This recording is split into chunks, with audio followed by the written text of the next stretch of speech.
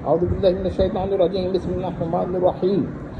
دیکھیے ذرا اگر منہ میں چھالے ہوں تو تھوڑی تکلیف ہوگی، لہٰذا میں عرض کروں گا کہ اس پر تھوڑا سا معذور سمجھا جائے۔ یہ یاد رکھیے گا کہ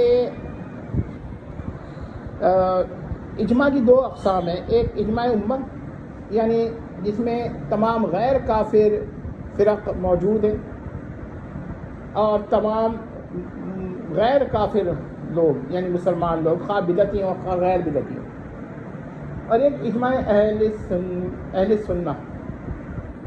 اس میں کیا ہوتا ہے کہ تمام مسلمان تو نہیں لیکن تمام اہل سنہ متفق ہوتے ہیں، اور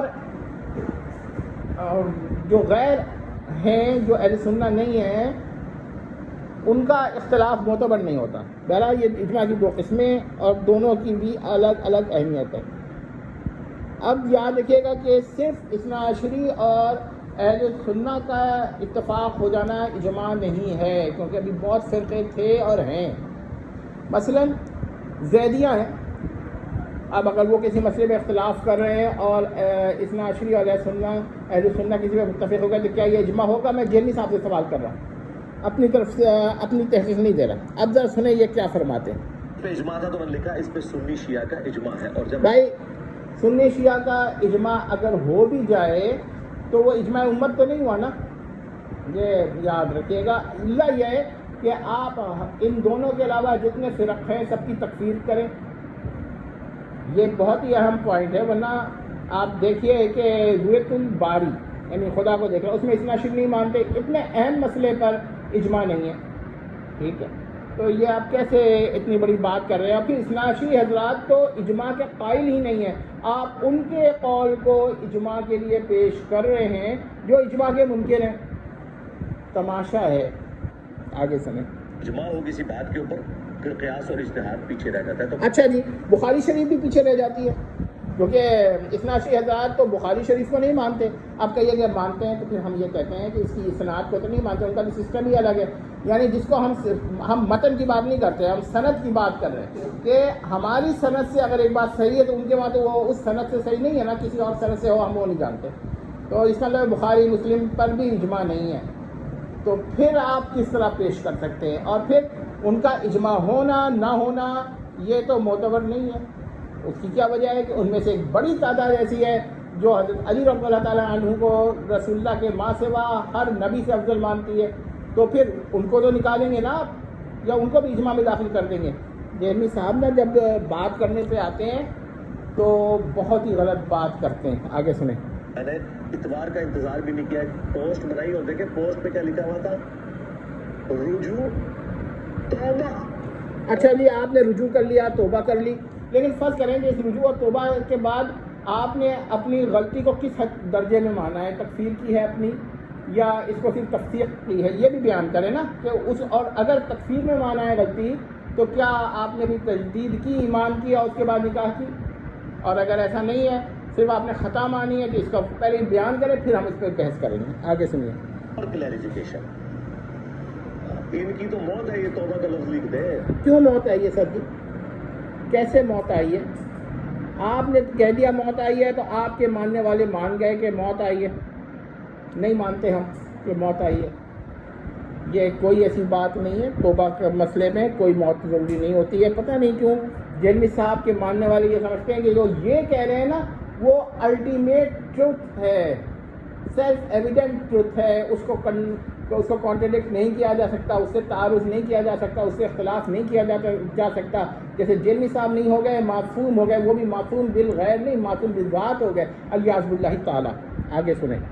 انہوں نے تو چشتی رسول اللہ۔ اچھا جی، چشتی رسول اللہ کے بارے میں نے پھر بتا دیا ہے، اور اس پہ میں نے اور بھی لوگوں نے بتایا ہے کہ یہ مسئلہ یہی ہے کہ اگر یہ روایت ٹھیک ہے، اول یہ روایت محدوث ہے، لیکن اگر صحیح ہے تو میں جہلمی صاحب سے پوچھتا ہوں کہ اس وقت چشتی صاحب پر ایک حالت طاری تھی، ذہنی طور پر وہ ٹھیک نہیں تھے اور ہوش و حواس میں نہیں تھے، اور جب ہوش و حواس میں نہیں ہوتا آدمی تو اس پر تکفیر، اس کی تکفیر نہیں ہوتی ہے۔ ہم یہ کہتے ہیں کہ غلبہ حال میں ان کا ذہنی توازن ٹھیک نہیں تھا، یہ ہماری اس کا جواب ہے. لیکن اگر آپ کہیے کہ نہیں وہ بالکل ٹھیک تھے، ہاں اس کی تکفیر کر دیں جس نے پڑھ لیا ہو اس حالت میں، ہم اس کو کچھ نہیں کہہ رہے کہ جو اس کو دفاع کرے گا اب ہم اس سے بات کریں گے پھر اور اس پہ ہم تفصیل پوچھیں گے. لیکن جس نے چشتی صاحب کے بارے میں، حضرت خواجہ چشتی رحمہ اللہ کے بارے میں یہی کہتا ہوں کہ اگر یہ واقعہ ٹھیک ہے کہ وہ ہوش میں نہیں تھے، یہ بھی وہاں موجود ہے، وہ ایک خاص حالت تاری تھی، اس حالت میں انسان کو ہوش حواس نہیں ہوتا، اس کا قول کلام ہی نہیں ہوتا ہے، مجنون کا قول تو کلام ہی نہیں مانا جاتا، وہ تو ایک الفاظ نکل رہے ہیں منہ سے، ہوش میں ہے نہیں وہ. اگر آپ کہتے ہیں نہیں وہ ہوش میں تھے تو پھر آپ کہیے اس حالت تاری نہیں تھی، وہ ہوش و حواس میں تھے. تو جب آپ یہ دعویٰ کریں گے تو پھر ہم بھی آپ سے یہ سوال کریں گے محترم کہ آپ صورت فرضیہ میں تو یہ مانیں گے کہ اگر وہ ہوش میں نہیں تھے تو تکفیر نہیں ہوگی. اگر آپ اتنا ہی مان لیں تو ہم کہتے ہیں کہ ہوش میں نہیں تھے کیونکہ وہ حالت میں تاریخ تھی ان پر، اور یہ صوفیہ میں بعض دفعہ یہ ہو جاتا ہے اور اس پر ان کو تکفیر نہیں کی جاتی. پھر آپ دیکھیں کہ وہ کہتے ہیں توبہ نہیں کرے. آپ کیا کہنا چاہتے ہیں؟ ہم یہ فتویٰ دے دیں کہ جیسی بھی حالت تھی، ہوش حواس میں تھے نہیں تھے، ہر حال میں کافر، آپ یہی کہنا چاہتے ہیں؟ آپ بیان تو کریں کہ پھر ہم آپ غور کرتے ہیں نا کہ آپ کس طرح تکفیر کرانا، ہم سے کس طرح توبہ کرانا چاہتے ہیں. ہم تو صاف کہہ رہے ہیں کہ ہمارے نزدیک وہ ہوش میں نہیں تھے، خواجہ ابن چشتی اپنے ہوش و حواس میں نہیں تھے اگر انہوں نے ایسا کہا ہے. وہ یہ بھی الفاظ ہیں. دوسری بات یہ کہ روایت بھی محفوظ نہیں ہے. اب آپ کہتے ہیں کہ ہم توبہ کریں، کس چیز سے توبہ کریں؟ ذرا مجھے بتائیں. اس چیز سے کہ روایت بالکل محفوظ نہیں ہے جو ہم کہتے ہیں، آپ کہیے کہ نہیں روایت کو محفوظ مان لیں، اس سے توبہ کریں. اور اس سے توبہ کریں کہ وہ ہوش حواس میں ہوں یا نہ ہوں ہم تکفیر کر دیں. بھائی ہم ہوش حواس میں ان کو نہیں مانتے ہیں. اور دوسری بات ہے صوفیت کی کتابیں پڑھ لیں، مت مانیں اس تصوف کو، تکفیر کر دیں تصوف کی آپ. مگر تصوف کے اندر یہ قواعد موجود ہیں کہ شکر کے اندر ہوش حواس نہیں ہوتا ہے، ہم وہ قوانین اپلائی کر رہے ہیں. لیکن ٹھیک ہے آپ کی مرضی ہے، لیکن جھوٹا الزام تو مت لگائیں نا. کس چیز سے توبہ کریں؟ وجہ بتائیں. کیا ہم یہ کہتے ہیں کہ چشتی صاحب جو تھے نعوذ باللہ رسول تھے؟ آگے سنے ذرا. یعنی کہ جہلمی صاحب جو ہے نا ضدی بہت ہیں، اور ان کی ضد ہی انشاءاللہ ان کو اس جگہ لے جائے گی جہاں وہ ابو جہلم بلا میم کے ساتھ مل جائیں گے. آگے سنیے. اشرف علی رسول اللہ سے توبہ نہیں کی ہوئی. اچھا جی ہاں، اشرف علی رسول اللہ پہ آ جائیے. بھائی میں یہ کہتا ہوں کیا مولانا اشرف علی تھانوی صاحب نے کلمہ پڑھوایا تھا اپنا یا نہیں پڑھوایا تھا؟ دو باتیں بیان کریں. اگر انہوں نے اپنا کلمہ نہیں پڑھوایا تھا تو آپ کا الزام ہی غلط ہو گیا. اب میں اگر آپ کہتے ہیں پڑھوایا تھا تو میں پوچھتا ہوں سوتے مطلب خواب میں پڑھوایا تھا، بیداری کی حالت میں پڑھوایا تھا؟ اگر آپ کہتے ہیں کہ خواب میں پڑھوایا تھا تو خواب میں تو پڑھوانا جو ہے یہ بھی آپ کے نزدیک کا کفر کا فتویٰ پڑے گا، اس سے بھی توبہ کریں. اگر آپ کہتے ہیں کہ خواب میں پڑھوایا تھا، اور اگر آپ کہتے ہیں بیداری میں پڑھوایا تھا تو یہ پورا واقعہ دیکھیے کہ جب اس شخص نے خواب میں دیکھا اور اس نے خط لکھا اور خط لکھ کر ان کو مطلع کیا کہ میں نے خواب میں دیکھا ہے ایسا، اس کو پڑھوانا کہتے ہیں بیداری کی حالت میں. یعنی افسوس کا مقام ہے کہ ایک آدمی جو ہے وہ خواب میں کوئی چیز دیکھ رہا ہے اور خواب میں دیکھ کر اٹھتا ہے اور کچھ دیر کے بعد ہی لکھا ہوگا نا خط، اور خط لکھ کر ایک آدمی کو مطلع کرتا ہے کہ خواب میں اس نے دیکھا کہ اس آدمی کا کلمہ پڑھنا ہے.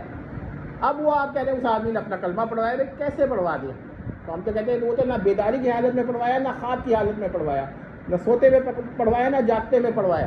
لیکن مان لیا کہ پڑھوایا تو سوتے میں پڑھوایا، اور سوتے میں پڑھوایا یعنی خواب کی حالت میں پڑھوایا، تو حکم بھی اب کون سا ہوگا؟ خواب کا ہی ہوگا. اچھا اب آپ یہ کہیں گے کہ دیکھیے اس نے یہ بھی کہا ہے کہ جب اس کی آنکھ کھلتی ہے تو وہ دوبارہ صحیح پڑھنا چاہتا ہے مگر زبان قابو میں نہیں ہوتی اور وہ غلط کلمہ پڑھ رہا ہوتا ہے اور اشرف علی صاحب کا نام لے رہا ہوتا ہے. یہی آپ کہیں گے نا؟ تو ہم یہ کہیں گے کہ اچھا ٹھیک ہے، سو کر وہ اٹھ کر اس نے زبان سے صحیح کلمہ پڑھنا چاہا، اس کی زبان سے نہیں نکلا. اول تو یہ بھی ایک شکر کی حالت ہے، ہوش حواس میں تھا نہیں، مکمل ہوش میں ہوتا تو کم از کم اپنی زبان تو قابو میں ہوتی. لیکن ہم کہتے ہیں جھوٹ بول رہا تھا وہ، چلیے جھوٹا تھا ایک نمبر کا، ٹھیک ہے جھوٹ بول دیا اس نے، پھر کیا ہوگا؟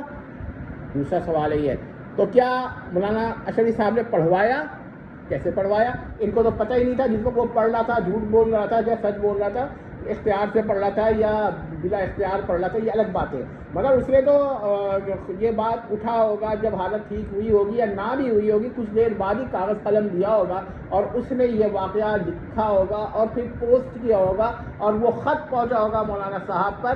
اس کو آپ پڑھوانا کہتے ہیں. یعنی کہ ایک آدمی کہے کہ جہلمی صاحب میں نے خواب میں دیکھا ہے کہ آپ اپنا کلمہ مجھ کو پڑھوا رہے ہیں اور پھر وہ آپ کو مطلع کرے اور آپ کہیں کہ بھائی یہ تو بہت غلط ہے، کچھ بھی ہو ٹھیک ہے، غلط ہے، صحیح ہے، یہ الگ بحث ہے، مگر اس کو پڑھوانا تو نہیں کہیں گے نا.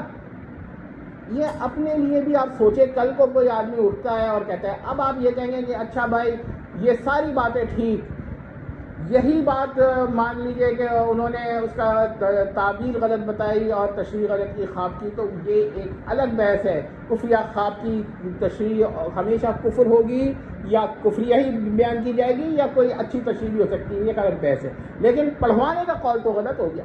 تو مطلب یہ کہ کس چیز سے ہم توبہ کریں؟ اس بات سے توبہ کریں کہ مولانا صاحب نے خواب میں آ کر پڑھوایا، ایسا بھی نہیں ہے، بیداری میں پڑھوایا، ایسا بھی نہیں ہے. ایک آدمی نے خواب میں دیکھا اور پھر کسی بھی حالت میں جان کر یا بلا عمد یا عمدن اس نے کیا کیا کہ وہ کہتا ہے کہ صحیح کرنا چاہا، ٹھیک ہے، اور اس کے بعد وہ خط لکھتا ہے اور وہ خط ان کو پہنچتا ہے اور وہ آپ کہتے ہیں پڑھوایا ہے. اور ہم کس سے توبہ کریں؟ خط پہنچنے سے توبہ کریں کہ بھئی خط پہنچ گیا ہے اور اب ان کو کیا کہتے ہیں پڑھوانا ہو گیا. تو ایسی تو بات نہیں ہے. کس بات سے ہم توبہ کریں؟ کیا ہم نے اس کو ایکسیپٹ کیا ہے اشرف علی رسول اللہ کو؟ نعوذ باللہ نہیں کیا ہے نا. تو یہ کس چیز سے ہم توبہ کریں گے؟ وجہ بھی تو بتائیں گے. یہ عقیدے سے توبہ کر لیں. ہم تو کہتے ہیں انہوں نے پڑھوایا ہی نہیں ہے، آپ کہتے ہیں پڑھوایا ہے، تو پھر تو ہم نے آبجیکشن کرنا ہے. اور دوسری بات ہے توبہ کس چیز سے کریں؟ پہلے آپ اس کا تعین کریں. یہ نہ ہو آپ اختصاراً اشارے کرتے ہیں. تو یہ اشارہ تو دیکھیے بار بار اب میں یہ سمجھ گیا ہوں اور اس کے بارے میں میرا اپنا ایک اصول بن گیا آپ کے بارے میں کہ آپ ایک بات کو 20,000 دفعہ طنزاً کہتے ہیں، بھی کہیں نا. تو میں بھی یہ اپنے تمام لوگوں سے چاہے وہ کسی بھی فرقے سے ہوں یہ مطالبہ کرتا ہوں کہ وہ یہی کریں کہ علمی 20,000 دفعہ اگر آپ کہیں تو 20,000 دفعہ علمی جواب دیں. یہ نہ ہو کہ غصے میں جواب دیں، کیونکہ آپ چاہتے ہیں کہ طنز ہو. اور یہ بات میں سمجھ گیا، اس لیے میں آپ سے کہتا ہوں جلی صاحب یہ ایسا بات نہیں ہے. انہوں نے نہیں پڑھوایا، ان کو خط ملا، خط میں یہ لکھا ہوا تھا اور اس کو پڑھوانا نہیں کہتے ہیں. اگر آپ کہتے ہیں کہ میں نے الفاظ کے معنی بدل دیے ہیں، پڑھنے کا میرے نزدیک یہ معنی نہیں ہے، تو آپ اپنی لغت بنا رہے ہیں نا. آپ نے توحید اپنی بنا لی، آپ نے یہ دعویٰ کر لیا کہ انبیاء اپنا پیشاب بھی نہیں رو سکتے، نعوذ باللہ. یہ توحید ہے، آپ کی تعریف ہے، یہ ڈیفینیشن ہے توحید کی. اور آپ نے قرآن معرہ کو آئین پاکستان میں حرام یا پابندی اس پہ لگانے کا مطالبہ کیا. یہ آپ کا قرآن سے محبت ہے. آپ نے یہ تسلیم کر لیا کہ حضرت موسیٰ علیہ السلام سے خطا اجتہادی نہیں ہوئی تھی، ترک اولیٰ نہیں ہوا تھا، ٹھیک ہے. تو معصوم ہونے پہ آپ شبہ کر رہے تھے ان کے. اور بھی انبیاء کے بارے میں آپ نے ایسے الفاظ کہے ہیں. تو آپ ہر چیز کے معنی بدل دیتے ہیں، ٹھیک ہے. ہو سکتا ہے آپ نے پڑھنے کا بھی معنی بدل دیا، لیکن سوال یہ ہے کہ ہم آپ کی بات مانے کیوں؟ لیکن آپ کے ماننے والے جو ہے نا، یہ بہت بڑی مسئلہ یہ ان کے ساتھ ہے. آپ کے بارے میں مجھے کوئی افسوس و حیرت نہیں ہے. آپ تو یہ بات کر رہے ہیں، یا تو وہ بگڑ چکے ہیں اسی طرح کہ وہ جو لفظ آپ کہہ دے رہے ہیں مینوان آپ کو معصوم بالذات مان رہے ہیں، معصوم بالغیر بھی نہیں. اور یا پھر اب دوسری صورت ہو سکتی ہے کہ وہ عقیدہ ہی ان کا بگڑ گیا ہو، وہ بھی مذہب دین جہلمیت میں چلے گئے ہوں اور وہ اس کے اندر وہ یہ سمجھ رہے ہوں کہ اسلام کے خلاف جو کچھ بول سکتے ہو وہ بولو اور اڑ جاؤ. یہ دو ہی باتیں ہو سکتی ہیں. یا تو ان کو اس کا اعتراف ہوگا قلباً کہ یہ بات آپ غلط کہہ رہے ہیں، لیکن چونکہ آپ کے دین کی تائید کرنی ہے، ظاہر ہے کہ اسلام کے اوپر اٹیک کرنا ہے، وہ الگ بات ہے. اور میں بار بار کہہ چکا ہوں کہ آپ اسلام سے باہر کسی دین کے، کسی مذہب کے، خاص کو کوئی بھی نام دے دیں سوائے اسلام کے، وہ ہم نہیں آپ کو دینے دیں گے. وہ دین جہلمیت کہہ دیں، اس کے آپ بانی ہیں. اسلام کے ماں سے وہ کسی دین کے بانی ہیں، اسلام کے نہیں. اور ہم نے پھر بتا دیا کس چیز سے توبہ کریں. ہم نے تو یہ بتا دیا ہے کہ اگر مولانا اشرف تھانوی صاحب نے کہا ہوتا میرا کلمہ پڑھو تو ہم تکفیر کر چکے ہوتے ہیں ان کی. اب آپ کہیں گے کہ بھائی اس مسئلے کی وجہ سے بات کرو، اس مسئلے پر ان کی تکفیر کر چکے ہوتے ہیں، ٹھیک ہے. تو باقی اگر کوئی اور وجہ پہ کوئی کرتا ہے وہ ایک الگ بحث ہے، تو ٹھیک ہے، لیکن میں بھی آپ سے کہتا ہوں کہ تکفیر کی اگر یہ بات ہے تو اپنے بھی کفر کا فتویٰ دینا کہ قرآن کی قرآن معرہ کی پر آپ آئینی پابندی، اس کو حرام قرار دینے آئینی طور پر کا مطالبہ کر چکے، تو آپ پر کفر و فتویٰ ہونا چاہیے نہیں، اور اس کی نشر و اشاعت و طباعت پر کو آپ نے کیا کہہ دیا ہے، جرم کا لفظ استعمال کیا ہے تو ظلم کا لفظ استعمال کیا ہے۔ اس کے باوجود اگر آپ کہنا چاہتے ہیں کہ یہ کیا کہتے ہیں آپ نے ہر چیز کو وہ کر دیا، تو کہ آپ اپنی غلطیاں نہیں دیکھتے، آپ دیکھتے ہیں انہوں نے یوں کیا یوں کیا یوں کیا، اور ہم کہتے ہیں اشرف علی رسول اللہ کا انہوں نے پڑھایا ہی نہیں ہے۔ پوری بحث کر چکا ہوں، ایک دفعہ اور سن لیجئے، ٹھیک ہے، اگر آپ کی سمجھ میں آ رہا ہو۔ اور میں کہتا ہوں جیلنی صاحب تو خیر سمجھ گئے ہوں گے، ان کو تو پتہ ہوگا کہ یہ غلطی کیا کر رہے ہیں، لیکن ان کے ماننے والوں میں سے اگر کوئی ایسا ہے جو ابھی بھی سمجھتا ہے کہ جیلنی صاحب سچ بول رہے ہیں الیاذ باللہ، تو پھر میں ان سے گزارش کرتا ہوں کہ ایک دفعہ اور سن لیجئے، باقی ماننا نہ ماننا تو الگ بات ہے۔ کچھ لوگوں سے میں کہتا ہوں میری بات کو سمجھیے کہ جیلنی صاحب نے کیا غلطی کی ہے اور میں نے کیا کہا ہے، مت مانیے میری بات کو، مگر سمجھیے۔ میں یہ نہیں کہتا میری بات مانو، میں کہتا ہوں میری بات سمجھو، یعنی میری بات سمجھیے، مانے یا نہ مانے یہ بات کی بات ہے۔ اور پھر میں کہتا ہوں کہ سمجھ کر نہ ماننا بہتر ہوتا ہے نہ سمجھے ہوئے ماننے سے۔ تو آپ ایک دفعہ سمجھ لیں، اگر آپ کو میری بات سمجھ میں آتی ہے کہ جیلنی صاحب کی غلطی سمجھ میں آتی ہے تو بہت اچھی بات ہے، آپ ایک جیلنی صاحب کے فتنے سے بچ جائیں گے۔ اللہ تعالیٰ تو ہم تو دعا کرتے ہیں کہ اللہ تعالیٰ آپ جیلنی صاحب کی اولاد کو، ان کے ابنین اور بنتین اور زوجتین یا زوجہ کو جو بھی ہوں ان کو بھی ہدایت دیجیے اور دین میں اسلام پر لے آئیے۔ اور ظاہر ہے کہ جیلنی صاحب کے بارے میں ہم یہ دعا نہیں کریں گے، بلکہ ہم یہ کہیں گے کہ اللہ تعالیٰ جیلنی صاحب کو ایمان سے محروم ہی رکھیے۔ والسلام تمت۔